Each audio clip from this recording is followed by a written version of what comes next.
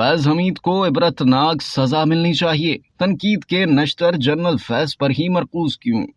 एक इंटरव्यू में नून लीग की सीनियर नायब सदर और चीफ ऑर्गेनाइजर मरियम नवाज ने जनरल फैज के कोर्ट मार्शल का मुतालबा किया। उन्होंने इल्जाम आयद किया कि जनरल फैज ने 2 साल तक नून लीग को कमजोर करके मुल्क को गैर मुस्तहकम करने की कोशिश की और 4 साल तक इमरान खान हुकूमत का साथ दिया। मरियम ने इसरार किया कि जनरल फैज को इबरतनाक सजा देना चाहिए ताकि आइंदा कोई भी गैर आईनी किरदार अदा करने की जुर्रत न कर सके। उसी दिन सीनियर सहाफी और एंकर पर्सन ने सोशल मीडिया पर मरियम के बयान पर जनरल फैज का जवाब पेश किया। सहाफी के मुताबिक जनरल फैज ने मरियम के इल्जामात के जवाब में टेक्स्ट मैसेज के जरिए बताया कि 2017 से 18 में वो महज मेजर जनरल थे और क्या एक मेजर जनरल मिलिट्री डिसिप्लिन पर अमल करते हुए अपने आप ही किसी हुकूमत का तख्ता उलट सकता है? जनरल फैज का कहना था कि फौज में तमाम फैसले आर्मी चीफ ही करता है। उन्होंने कहा कि शरीफ फैमिली के खिलाफ तमाम फैसले अदालतों ने किए थे। साबिक एस्टेब्लिशमेंट के अहम खिलाड़ियों में से नून लीग ने अपनी तनकीद के नश्तर जनरल फैज पर ही मरकूज कर रखे हैं, जबकि साबिक आर्मी चीफ जनरल बाजवा को छोड़ दिया है। जब मरियम नवाज से पूछा गया कि वो साबिक आर्मी चीफ के खिलाफ कार्रवाई का मुतालबा क्यों नहीं कर रही, तो उनका कहना था कि मियां नवाज शरीफ ने उस वक्त जनरल बाजवा पर तनकीद की थी जब वो आर्मी चीफ थे।